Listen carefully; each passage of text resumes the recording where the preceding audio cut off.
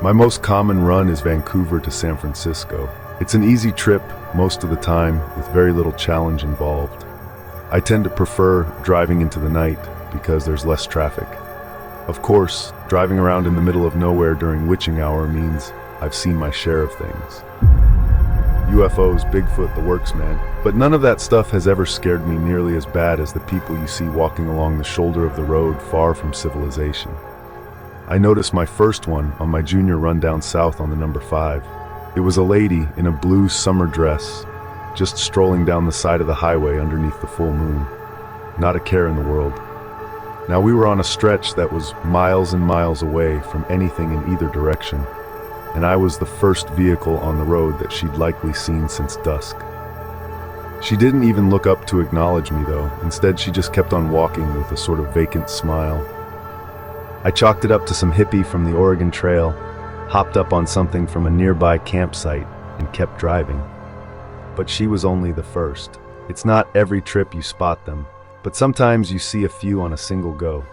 It always struck me as strange because you never seem to see them during the day. Or maybe you do, but they don't stick out as much under the sun. Even so, once you know they're there, you'll start noticing the hell out of them whenever you're driving far from civilization in the dark. The other truckers call them moon wanders, but I prefer shoulder walkers, since that's always where they are. Almost like trains on a track, they walk that little white line to wherever they're going. They're different shapes and sizes too. Men, women, tall, fat, ugly, pretty, just folks like you'd see anywhere. Sure, they're creepy, but for a long time I didn't pay them any mind beyond noticing them on occasion in the split second that they were visible as I cruised past. But one night a few months ago, I passed by what looked like an old lady. She was in a hospital gown and looked just like someone on death row. Sunken, given up on life sort of eyes, frizzy white hair, and pale skin. She was smiling just like her grandkids had called her name. Her pace was a slow shuffle along the shoulder, and just looking at her, I could imagine the sound of her hospital slippers running just over top the gravelly road. I wanted to keep driving because, well, to be honest, she gave me the willies. But hell, she reminded me of my own sweet grandma, God rest her soul. So I brought my rig to a slow stop and, collecting up the flashlight I keep in my glove box, stepped out of the cab. I could hear her coming before I could see her as I'd driven a few meters ahead of her due to the long stop time. Scrape, scrape, scrape. I could visualize her wrinkly feet in those hospital slippers, shuffling ever onward. Quickly, I checked the Maps app on my phone and saw that the closest town to where we were was over 50 miles. No way this old lady was walking that. Putting my phone in my jeans, I held up my flashlight and started walking towards the sound of her footfalls. Hello? Ma'am? I called out, hoping that she would speak up. No such luck, just more scraping. My hairs were on edge now as I waited for her to enter into the dim light of my flashlight.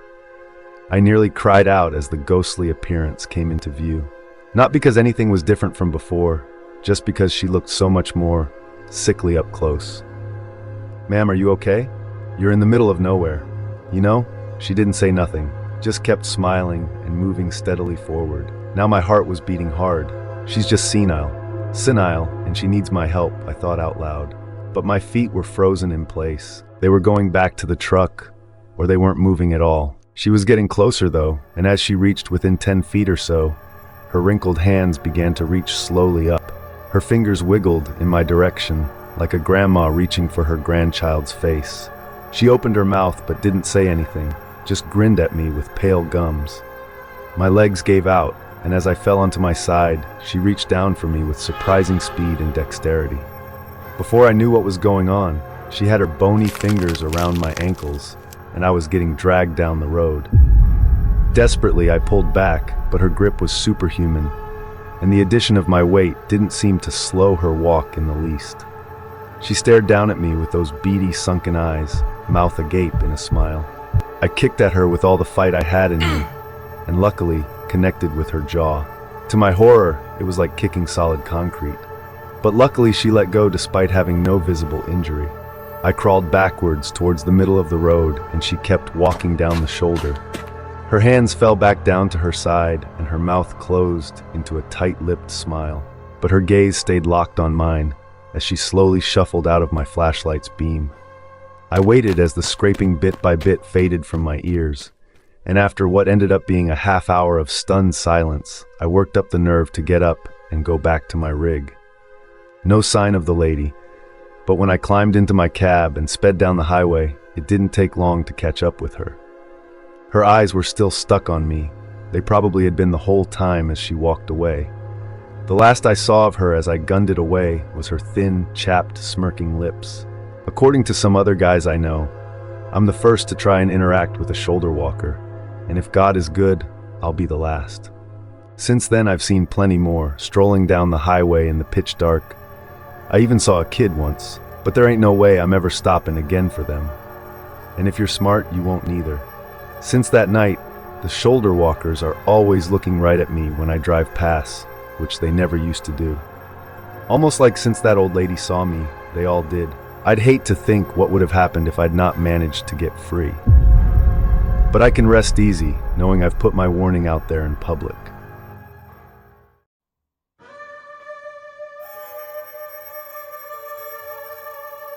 I was driving for Costco a few years back. It was around this time of year. We usually took extra toy shipments to various locations due to the holiday season. We got a call that one of our locations in rural Kentucky needed to restock their giant Spider-Man dolls. They knew I was a fast driver, so I was giving the last-minute late-night duty. I loaded my truck and headed out on the 265. It was around 3 a.m. when I started to have this eerie feeling. I chalked it up to just being tired and popped a couple of no-dos. About 15 minutes later, the road started to fog up. I mean, more so than any other time before or since. It got to the point where I had to pull off to the side and wait. There weren't any other cars on the road, and I was ahead of time, so I figured I could wait until it cleared up a bit. About 5 minutes of sitting still in silence, my truck goes dead. No lights, no engine, nothing. I try my CB but cannot get anyone on.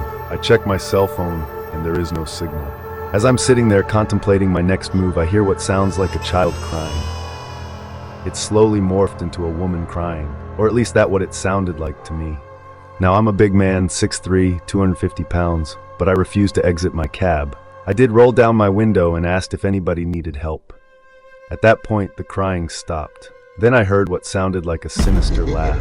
At that point, I felt like the laughter was directed at me. I rolled up my window, and it seemed like the more scared I became, the louder the laugh went. Then as soon as it started, it stopped.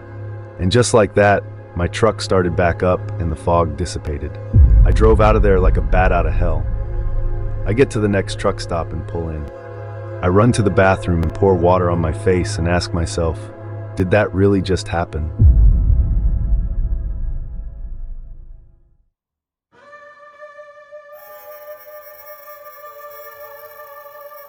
Many years ago, I was on a shift called Meet and Turn.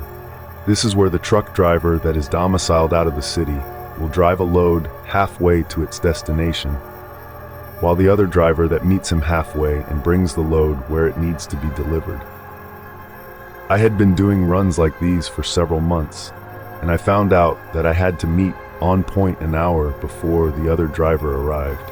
It was a dark and empty lot around 3 a.m., so since there was still some time to kill, I decided to close my eyes and take a short nap. About 10 minutes into my nap, I was awakened by a barking dog. I tried to ignore it, but the bark carried on for several minutes, and it grew louder and closer. At this point, it became clear that he's either trying to alert me of something, or he's just being a pain in the butt. So I sat up and looked out my window, and what I saw left me motionless. Standing there, inches on the other side of the glass, was a man around 35 years of age. He was a large fellow, and he was barking at me. His eyes were crazy, and he was even frothing a little from his mouth. The sheer creepiness struck me, and gently, without making any sudden movements, I reached down and started my truck and slowly started pulling away. As I was doing so, he was chasing after me, much like you would expect an angry dog, and still barking as I kept pulling away. Needless to say, I don't take naps on the job anymore.